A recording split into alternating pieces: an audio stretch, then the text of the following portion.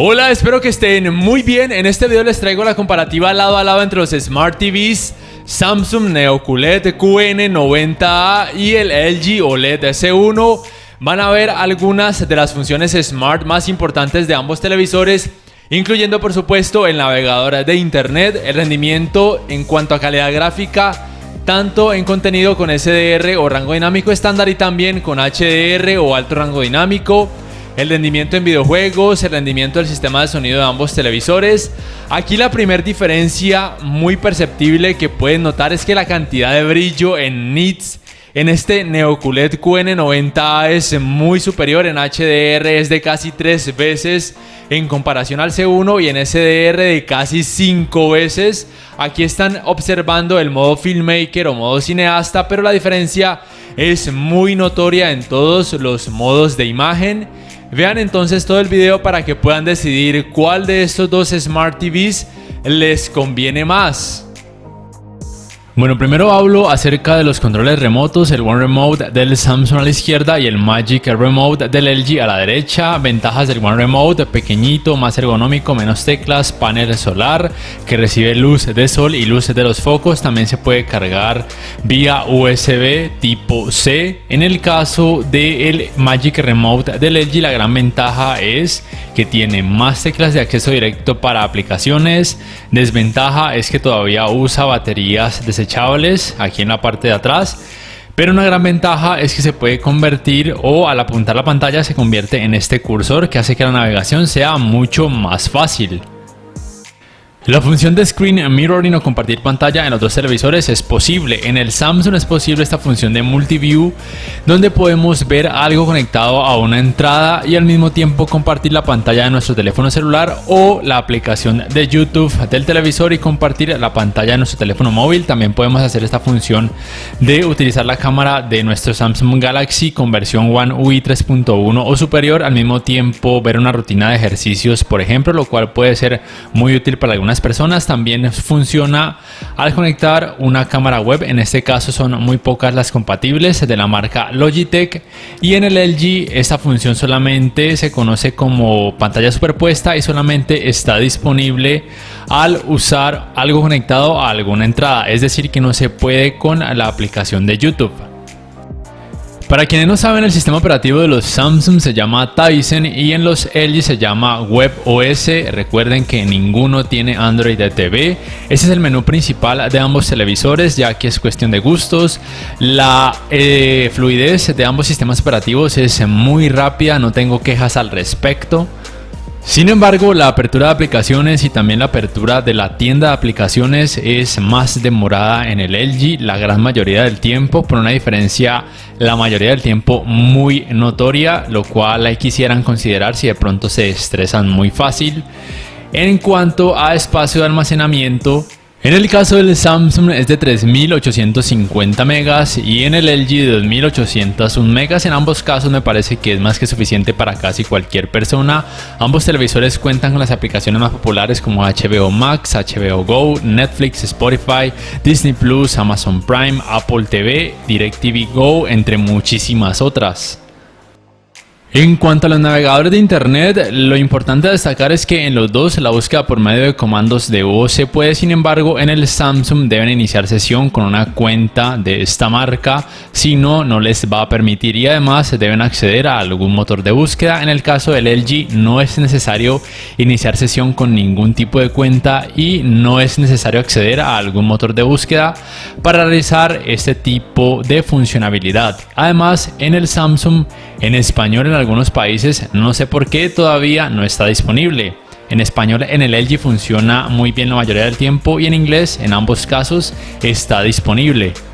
En cuanto a la navegación, es por supuesto mucho más fácil en el caso del LG gracias al Magic Remote, que además se puede hacer scroll con la ruedita del centro de este control remoto. Pero el Samsung no es que haga un mal trabajo. En ambos casos se puede reproducir contenido multimedia a través de distintas páginas de anime, películas para adultos, películas normales, etc.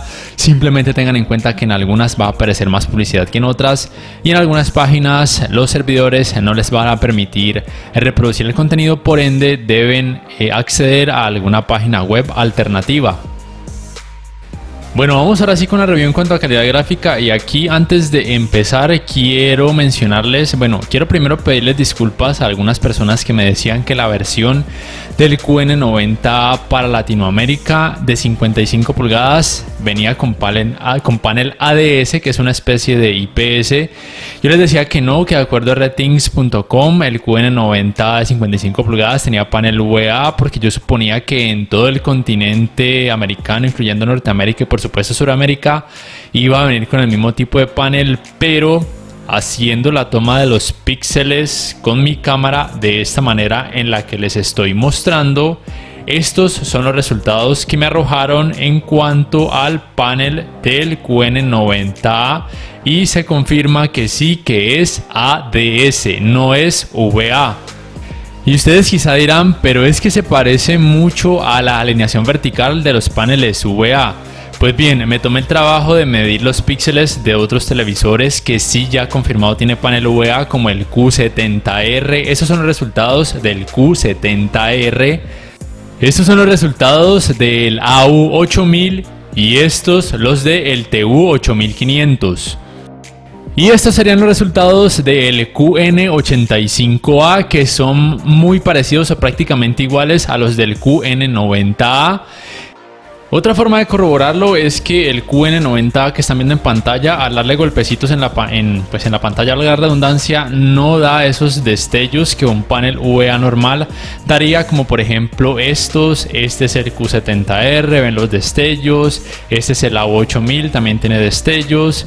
Y este es el TU8500, también con destellos. Y la otra forma es que los paneles VA tienen un orden de píxeles en cuanto a colores de izquierda a derecha, de verde, rojo y azul, y los ADS e IPS de izquierda a derecha, de verde, azul y rojo. Luego haré un video más a fondo explicándoles esto, poniendo como ejemplo el QN90A, el QN85A y otros televisores. Retomando entonces esta comparativa entre este Samsung Neo QLED QN90A de 55 pulgadas versión Latinoamérica, que ya confirmé que tiene panel ADS, que es una especie de IPS, contra a la derecha el LG OLED C1, puedo decir entonces que la cantidad de brillo en nits en SDR de este QN90A es de 1347 y en HDR de 1402. En el caso del OLED C1 en SDR de 302 nits y en HDR de 628 nits. Como pueden notar tanto en teoría como en la práctica, la diferencia en brillo es muy grande entre ambos televisores. Una de las ventajas de este Neo QLED es que, a pesar de tener una gran cantidad de brillo tanto en SDR como en HDR, las escenas no van a lucir opacas. El Neo QLED tiene retroiluminación Full Array con mini LEDs, y el OLED, como ya muchos saben, no necesita de algún tipo de retroiluminación porque sus diodos orgánicos emisores de luz actúan de una forma independiente, si lo decimos de alguna manera. En cuanto a la uniformidad de colores grises, es muchísimo mejor en el OLED S1 de 55 pulgadas a la derecha. En el Neo QLED QN90A de la izquierda se puede notar un leve efecto de pantalla sucia, aunque tampoco es que sea algo brutalmente exagerado. En cuanto a la uniformidad de colores negros, ya habiendo tomado nuevas medidas con el luxómetro que he pedido prestado, teniendo en cuenta que ya corroboré que es panel ADS el del Neo QLED y no VA, la relación de contraste de este Neo QLED QN90 versión Latinoamérica de 55 pulgadas es sin el local dimming, o mejor dicho con el local dimming bajo, de 1787:1 y con el local dimming en alto de 2438:1. De frente, la uniformidad de colores negros es muy buena en ambos, es perfecta en el OLED porque, como muchos ya saben, sus diodos orgánicos se pueden apagar totalmente para proveer negros perfectos. En el caso del Neo QLED QN90A, esta versión de Latinoamérica también muestra colores negros muy buenos, muy cercanos a la perfección. El tema del blooming que se nota con el local dimming en alto es muy poco perceptible de frente. Pero, como ya vieron en la review que subí de este televisor, cuando el ángulo de visión se empieza a ampliar, ya el tema del blooming se hace más notorio y de hecho empieza a verse un blooming levemente amarillento que puede ser molesto para algunas personas, pero de frente y con un ángulo de visión no tan pronunciado, este tema de blooming amarillento no es tan notorio. En temas generales me parece que de frente es una muy buena alternativa al OLED en tema de colores negros si por ejemplo le temen al quemado de píxeles que podría llegar a pasar bajo condiciones muy extremas en ese televisor OLED o en cualquier otro televisor con esta tecnología de diodos orgánicos emisores de luz. Hablando en tema de los ángulos de visión, en ambos televisores son muy buenos, pero son muchísimo mejores en el OLED. En el QN90 son muy buenos, sin embargo, a veces aún en este contenido con mucho color vivido se puede a veces notar un leve efecto de opacidad amarillento cuando el ángulo de visión es muy amplio, pero la mayoría del tiempo no es que sea algo muy perceptible. Y en el OLED, como pueden notar, los ángulos de visión son muy pero muy buenos, son mucho mejores, pero el QN90 no es que tenga muchísimo que envidiarle en este aspecto. Entonces ya tienen en cuenta que los dos tienen muy buenos ángulos de visión, sus colores no lucen tan blanquecinos cuando se empieza a ver desde un lado muy amplio, pero ya saben, son mejores en el OLED. En cuanto al manejo de los reflejos, en ambos televisores es excepcional, es muy bueno, es prácticamente igual en tema de resultados en los dos, en el NeoQLED gracias a su alta cantidad de brillo y en el OLED gracias a su tecnología de diodos orgánicos emisores de luz. Son muy buenas opciones para disfrutar en habitaciones que reciban mucha iluminación. En temas de tecnologías de HDR o alto rango dinámico, el NeoQLED soporta HDR10, HLG o Hybrid Lock Gamma y HDR10 Plus. El C1 OLED por otro lado soporta HDR10, HLG o Hybrid Lock Gamma y Dolby Vision. Entonces tengan en cuenta eso para aquellos amantes al Dolby Vision, que para algunos es considerado como el homólogo patentado del HDR10 Plus o por lo menos la competencia directa. En cuanto al manejo del movimiento, los dos televisores muestran resultados muy buenos en cada modo de imagen, sea el Filmmaker Mode, el natural, el estándar, etc.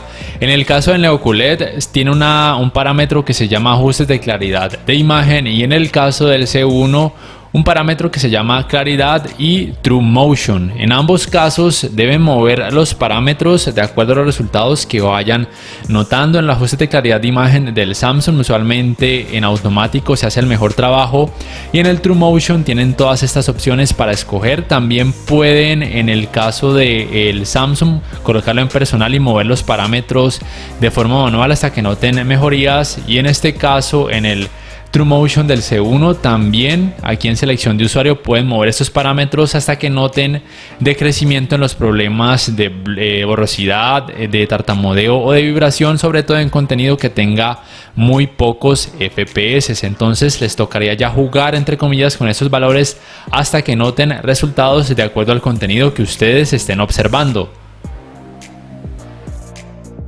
En temas de escalado de imagen, los dos televisores a mí me parece que realizan un trabajo prácticamente igual. Es muy bueno a partir de 1080p o Full HD. El contenido parece que tuviera un poco más de resolución, pero tengan en cuenta que no se va a mostrar en 4K. Eso no va a pasar.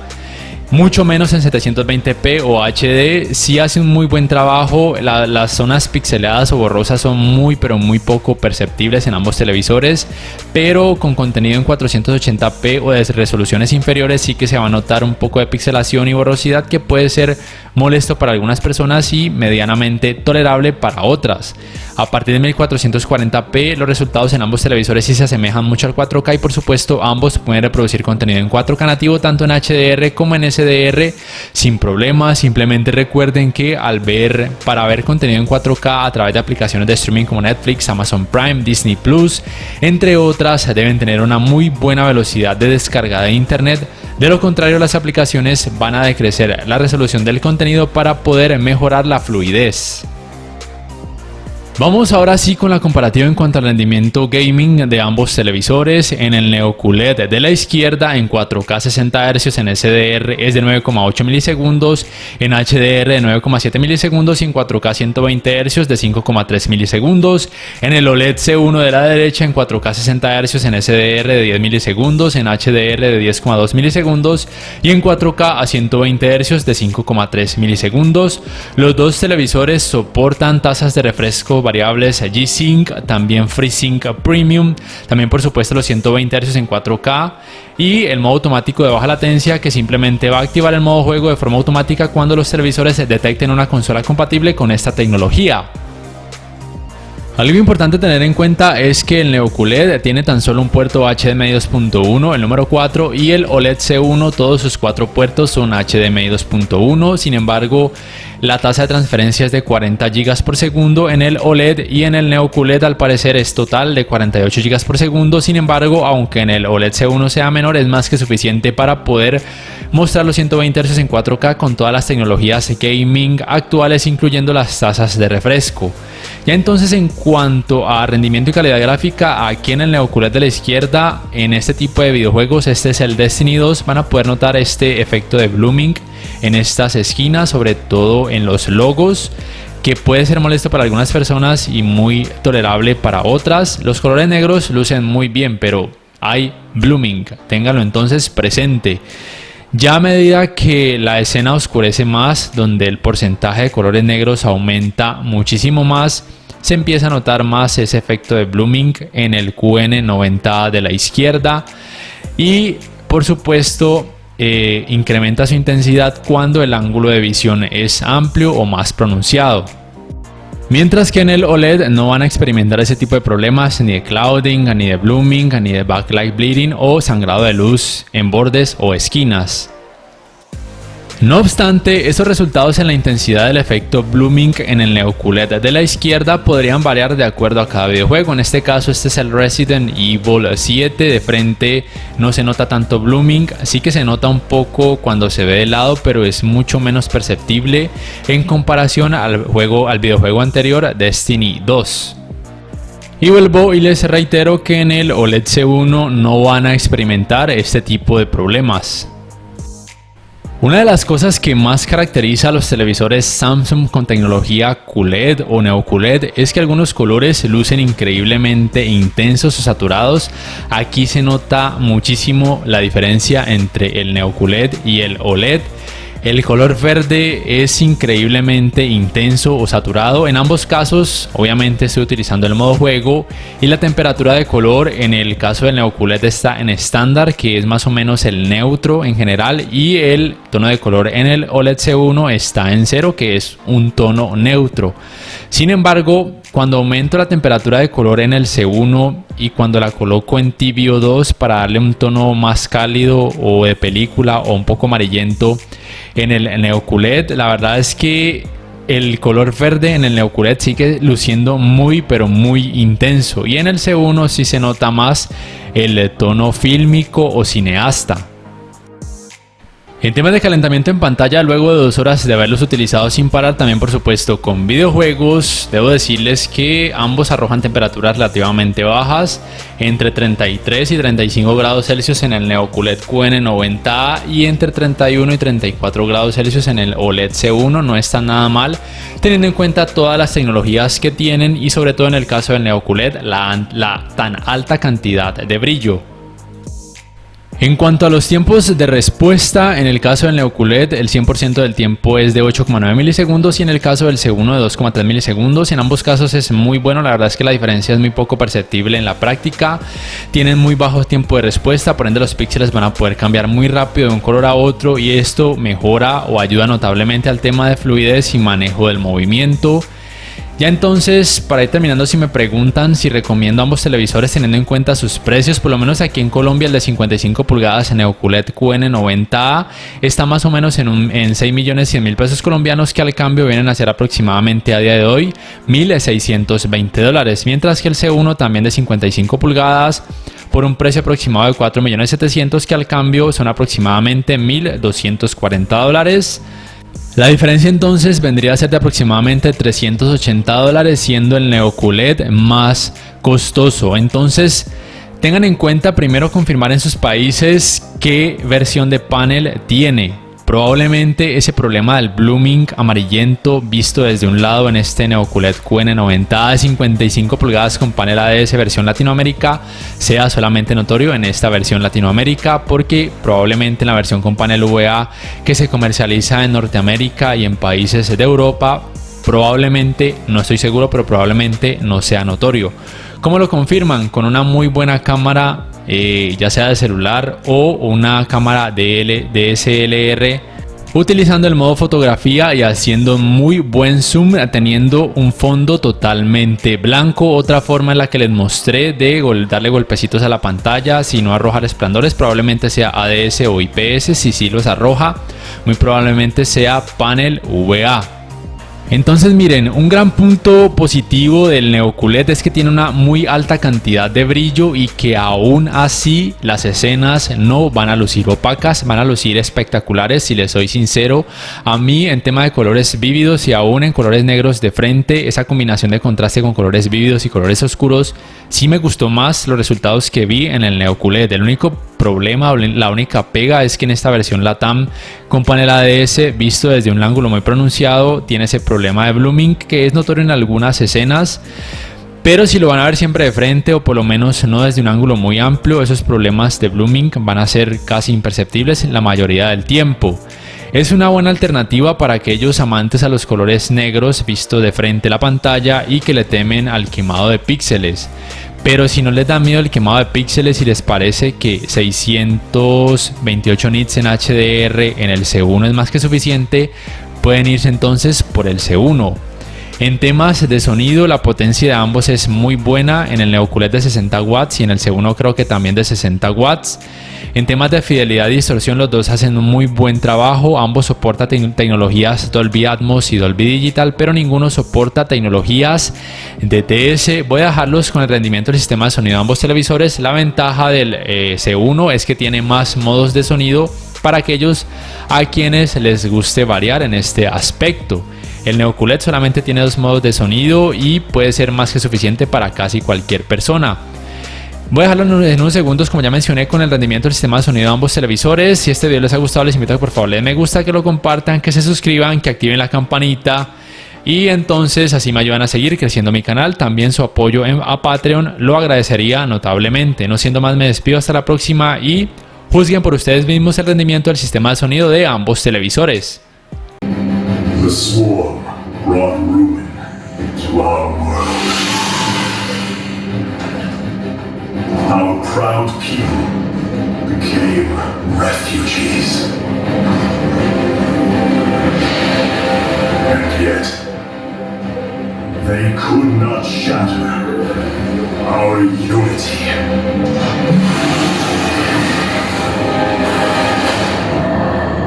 For we are bound by the Kama, the sacred union of our every thought and emotion.